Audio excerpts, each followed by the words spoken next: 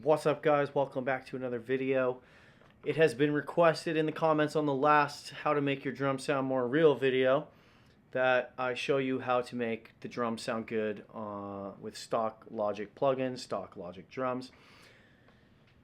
It is true that when you buy better plugins, better drums, better VST, that there is improvements and there is things that will overall help you get a better sound, but it's not just about that. You could buy the best fancy plugin, but if you don't know some of these tips and some of these tricks, it's not going to sound the way that the advertisements are showing you. The advertisements are saying, look how sick these drums sound, and they show you something that they went through a process and they mixed and compressed and limited and did all these things and made the drum sound super sick and huge and massive.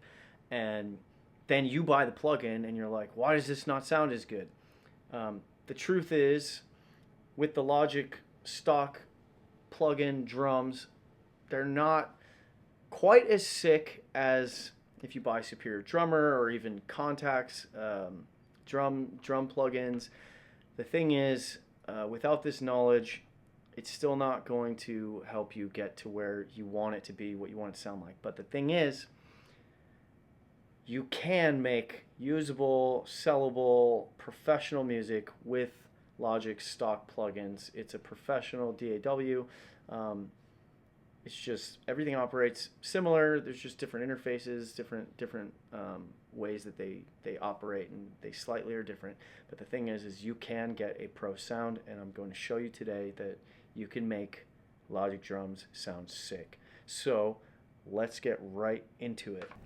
We have our pencil tool. I selected it over here. That way when I hold the command button, I have my pencil tool and it allows me to draw these little boxes. Now we double click the box, and with the Logic drums we have everything nicely organized for us and labeled, so this makes it easy.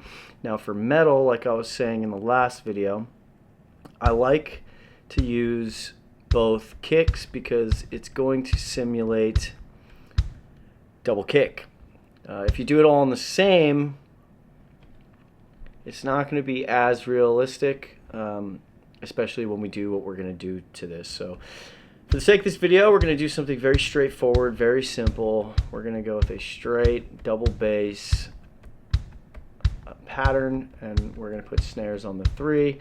We're going to do quarter notes on the crash. So right now we got, it's already pretty metal. So let's find our best snare. Snare center. So this is the 1, this is the 2, this is the 3. Is this 1, 2, 3? Yeah, this is the 3. Boom. 1, 2, 3, 4. 1, 2, 3, 4. No. 1, 2, 3, 4. 1, 2, 3, 4. There it is. Boom. Okay. 1, 2, 3, 4. 1, 2, 3, 4. 1, 2, 3, 4. Why does that feel off?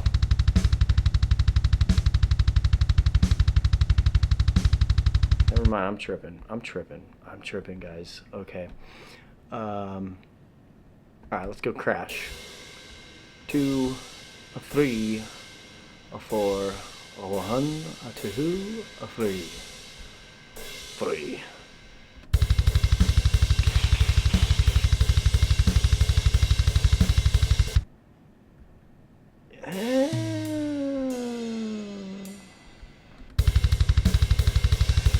I'm actually gonna have it do like you're like on the you like these sound effects? I don't even think it sounds like that.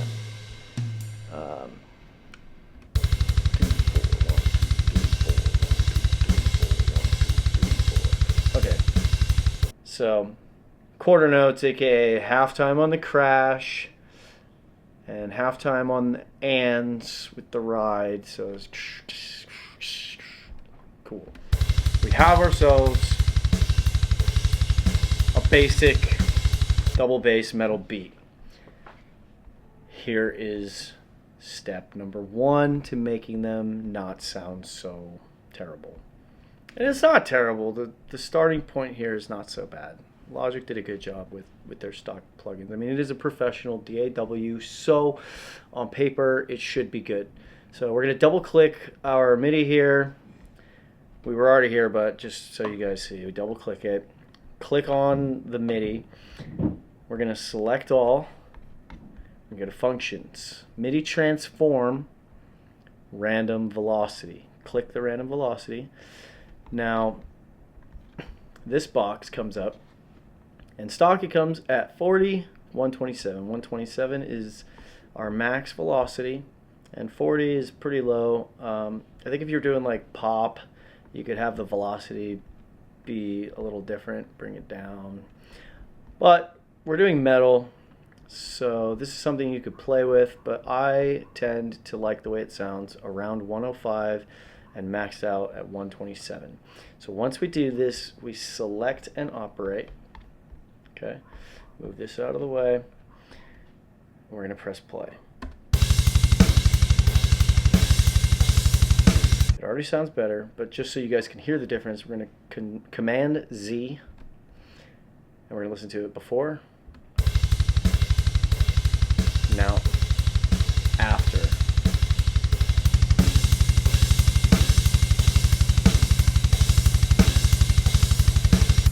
So it's getting a little bit more lifelike.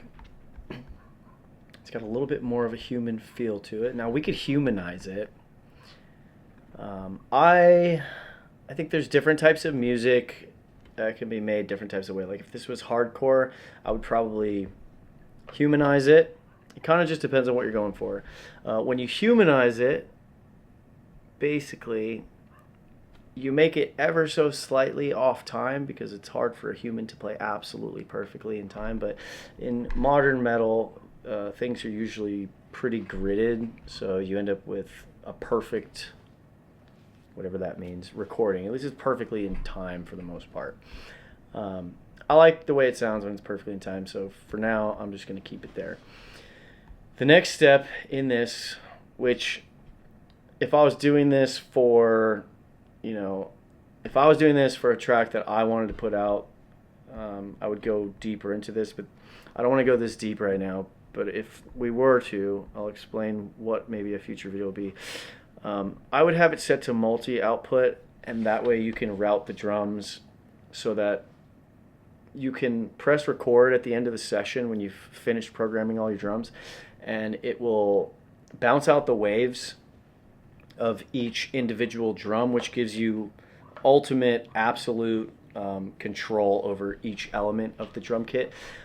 But it's a lot of work, and I think like if you're making demos, or I mean even you really actually can make these sound really good without it, because for the most part they're already pre-mixed and they're already made sound good. Like these drums, I guess there's certain things that I would EQ with the kick to make it sound better, but I think we can do that with this the way it is. So we're going to bounce this, we're going to 2-finger click, bounce in place. I will label it SoCal Kit drums. Boom. Done. Okay, so now we have our waveform.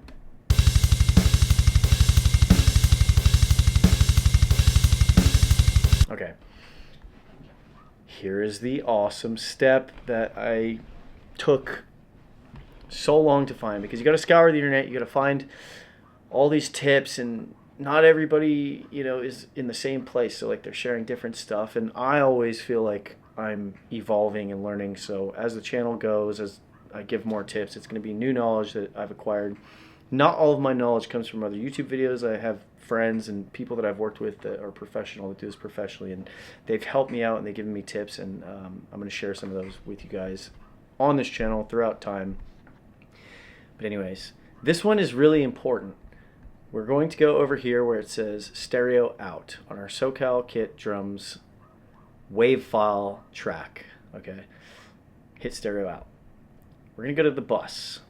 Now, I'm going to go with bus 1, and I always like to have the drums first in the buses because I like to mix in a certain order and I like to do things a certain way. Everybody's different, but I'll teach you my way. So bus 1, now it creates the track. We can see it here. We're going to double click this. We're going to change this to drum bus. Boom. Labeled, organized. Moving forward. Command 2, that pulls up our mixer. So we're going to look at our mixer here. We have our drum bus. We have our SoCal drums. Now, right now, if we look at our stereo out, we are only negative 1.4 dB, which if we were mixing, that's not really where we want to be. We only have drums right now. So we're not clipping, but we only have drums. And if we were mixing this with all the other elements, it would for sure be over. So using only stock plugins, okay, because normally I would use FabFilter. I really love FabFilter. Highly recommend it. I'm not sponsored by them, but I'm just telling you, their stuff is great. But for the sake of this video, we go to Dynamics, Limiter, okay? Click on the limiter. So this is how it pops up. This is what we have. Let's bring it down to negative 4 dB and let's see what that sounds like. Okay.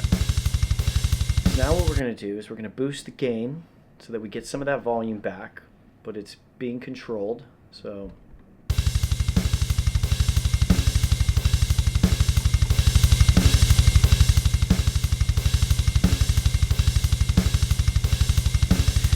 now I want to power this on and off. What I like to do is I like to set the output level so that we gain ourselves some headroom, and I like to boost the gain so that the drums sound about the same loudness as they did before we put the limiter on at all. That's where we're at right now.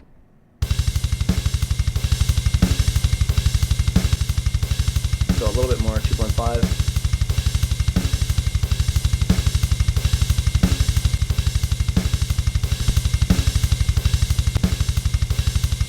Mess with the release. So the release, if we have it all the way up, it's basically keeping all those sounds held down that were going above where we wanted to limit. Basically, we set a roof to where the sound can't go above it anymore, but we don't want to crush it like that. And if it's open all the way, it's letting go really fast, so it's not doing a lot. So we want to find ourselves a happy medium area, and I like to close my eyes and I like to listen.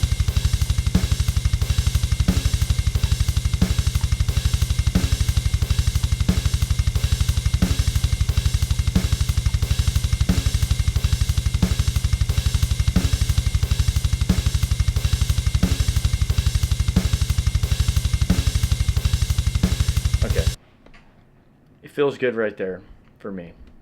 It's definitely helping, and it's not holding it down. It's not feeling crushed, it's not feeling condensed, it's not adding mud. If you over compress drums or things, it can squish it down and it can make it muffled, kind of muddy. So a general rule of thumb, something that took me a long time to learn, is whenever you're mixing or doing something, step 1, make sure the source is good. If the source is shit, then there's not much you can do. You can't fix it. You can make it sound slightly less shitty, but no matter what, it's always going to sound shitty. It took me a long time to understand this, because you'll see a lot of videos where they're like, oh, make this sound good or this or that, and if the source audio is not good, so, you know, there's nothing you could do about it. It's basically like trying to bake a cake or cook something with rotten ingredients, expired ingredients. It doesn't matter how much sugar you throw into that cake. If the eggs are rotten, that is not going to taste good. So same thing applies to when we're making sounds, making music, mixing music. Always remember that. Step 2, less is more. If you put a ton of salt in your food, it's going to be salty and it's going to suck. So you don't want to do that. Pay attention to just the subtle differences, because over a long period of time, the more subtle things we do, the more they're building up, the the more it affects the overall mix. Continuing on, after the limiter, I would like to put an EQ. You can click right here for the stock one, and it pulls up an EQ, or you can just click the next box, go down, and EQ, channel EQ. So bust out the channel EQ, and what we can do here is listen to the drums. If we click this purple knob, the 7500 hertz, it's already in a high shelf mode. So we can give it, if we go all the way up, you'll notice it gets brighter. If we go all the way down, it gets darker. So in this situation, I think I want to make it brighter.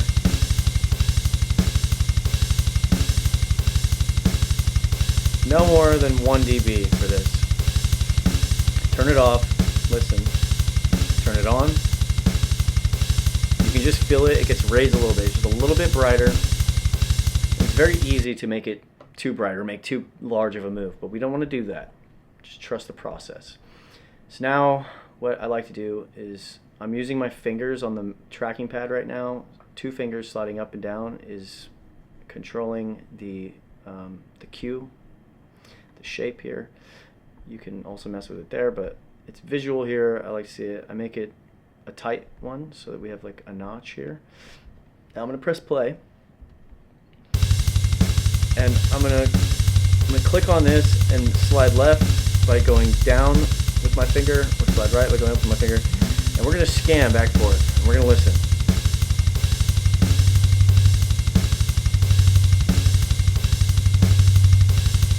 So if you listen there, you can hear like a,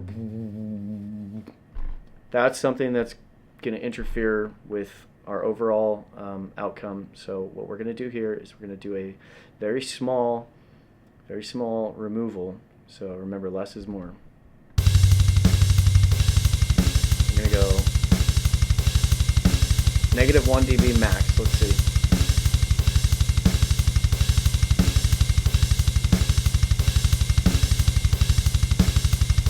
So half.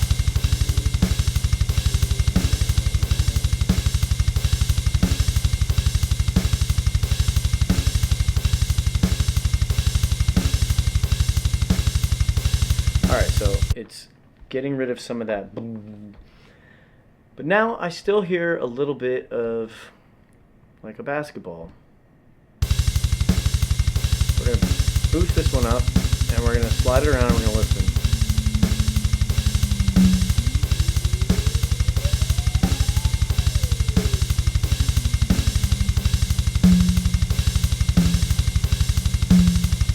See, that sounds like trouble to me, so we're going to bring this back down, and like I said, listen with our ears.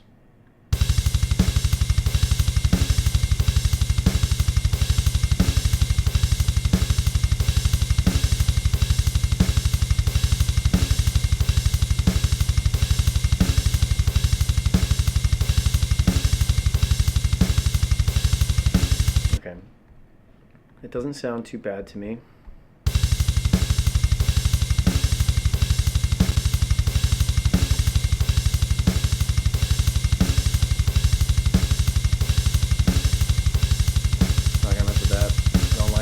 I don't like it, guys.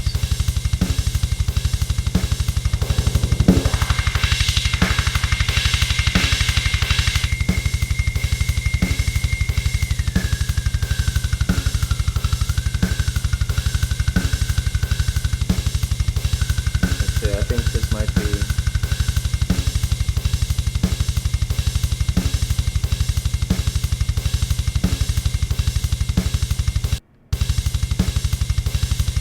So you see these tiny little moves, but if we turn this off, we listen, and we turn it back on,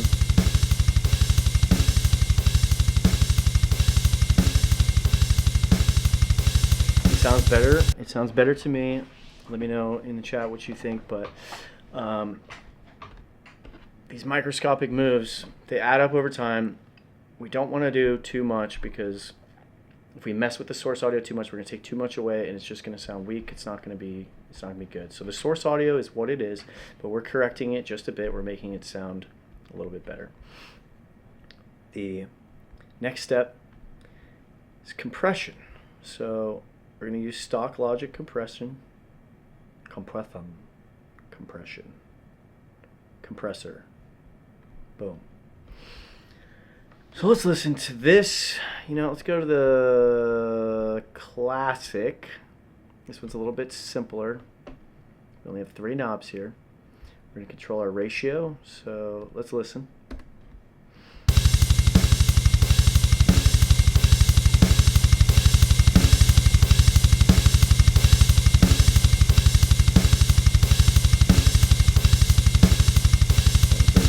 Ratio.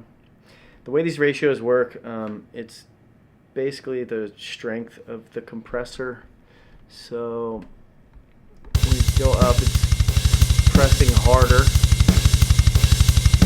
and this is compressing less. If you turn the threshold off, you see that this here goes down to 0. For my own personal, I like to compress it. I don't like it to go past -4 dB. Now, I wouldn't say that you should focus on any numbers. Always trust your ears. Ears come first. So we're going to listen. Turn it off. It's actually a little bit louder.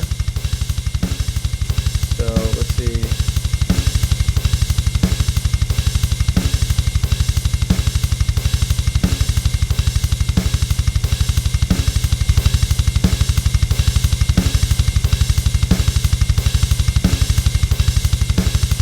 So this secondary limiter here is controlling the level of dB that's going out. Let's see if it matches over here. So this is -2.8. What happens if we turn this off? It's very close to 0 at the moment. So let's mess with this. If we have a hard clip, it's not going to allow it to go any higher than what we're doing. If we have a soft clip, it gives it a little bit more room, taming it. So let's listen to our ears.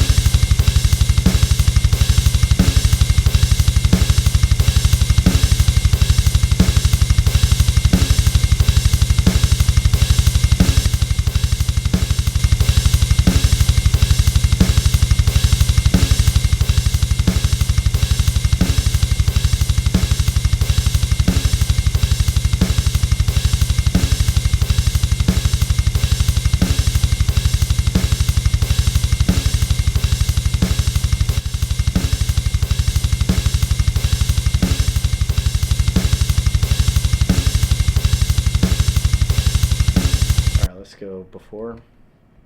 Let's go after. So they're already starting to feel a lot more alive. Here's 2 bonus tips. These are really going to help you out. So what we have here is our drum bus. Now, when it comes, I'm going to do a full mix down video in the future. But what I normally like to do is create a mix bus where we send all the instruments, just the instrumental part of it. We do vocals separately, but we send the mix bus. So we'll have our guitars, our bass, our drums, our synths, our kazoos, our harmonicas, our cowbells, and we just send them all there so that we can pre-fix them and mix them, and then they all go to the same place, and then that's where we make them work as a team. That will be another video. Right now, I'm going to show you guys something really cool. So we're going to take this drum bus. We're going to create another send. This one I'm going to send down here to bus 30. This one we are going to label para drum. What we're doing here is pretty magical. We're going to hit Option, which is right next to Command, and we're going to click this little wheel here, and that's going to be a quick way to get us to 0. Now this is going to control all of this send. So essentially what we're doing, we're going to get another compressor going. stereo compressor. Let's see. I'm going to solo the parallel track. This is called parallel compression, what we're doing. Let's go to classic again. We're going to compress, we're going to hit the threshold harder, turn the ratio up to, let's say, 4:1. Makeup 2 will be fine. We'll hit the limiter, set it to a clipper.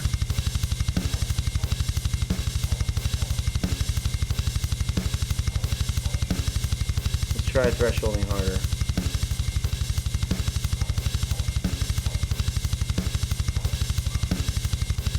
Alright, so you can feel that it's pulsing.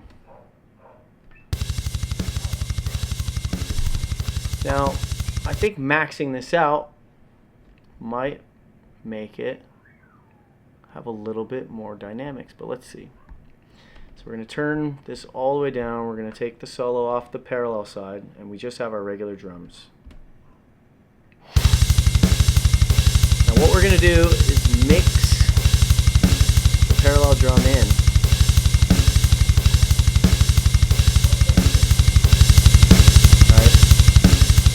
All the way 0.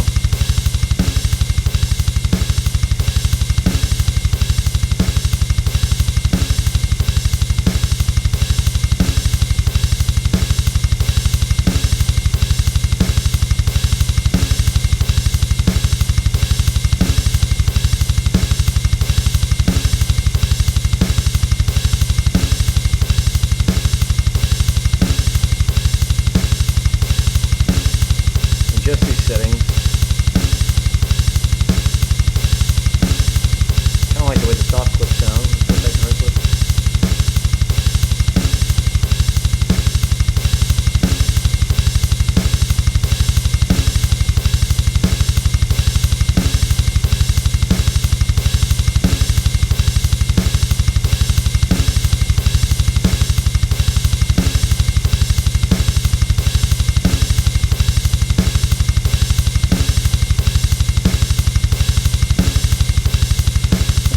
Feels pretty good. The final step for today's video, the last super cool tip that I'm going to share with you guys. This thing right here is my favorite. It's my favorite. Once I learned how to do this, I absolutely love it. So we're going to create, let's go bus 31. This one is going to be labeled drum verb. We're creating a bus track for the reverb that's going to be on the drums.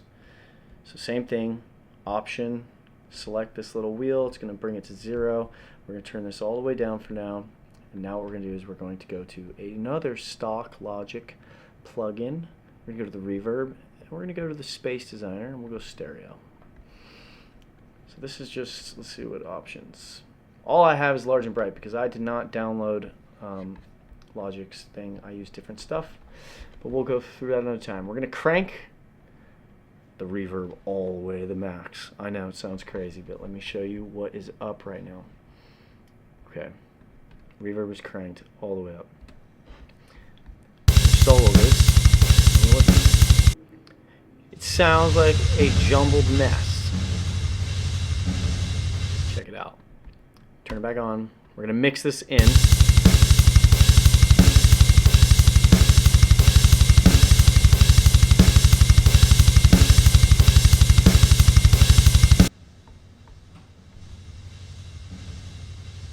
A little bit more.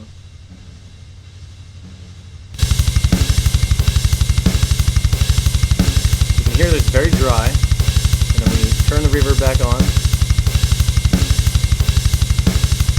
It's got a little bit more moisture to it, but let's go even deeper.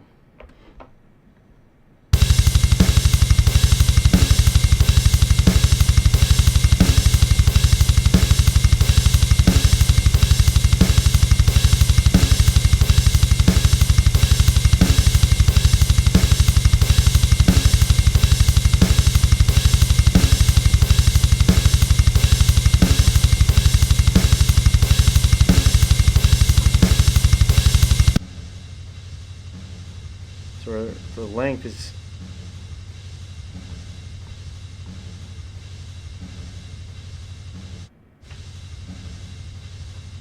I'm liking the way that this feels. Give it a little bit more.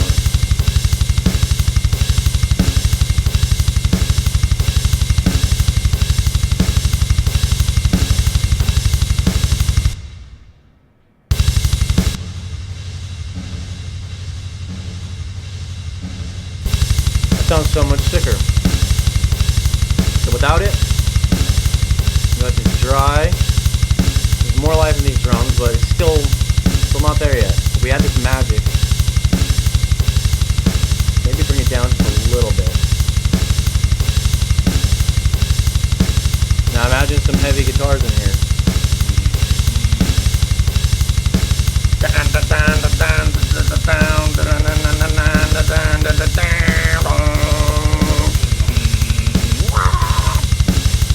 Alright. I hope you guys learned something here. I hope this helps you. These are some things that it took me a long time to learn all this stuff because I had to scour the internet just like you probably are right now, trying to figure out what is some good information. If this helps you, I mean, these drums to me sound night and day. Let's just let's see the difference. Okay, I'm gonna Command D to duplicate this, and let's go before. I'll change this one to after, and what we're gonna do, that same shortcut I showed you earlier, Option, click, drag. We're gonna mute the after. Oh, actually, I messed up. We don't want to duplicate because this is just going to send us to the same buses that we did. So I'm going to switch that track back to stereo output over here. So now it's going to be the official before because it's not going through all the things that we just did. So let's listen. That's what we started with just with the first tip, which was changing the velocity. So we learned how to change the velocity. And now, after.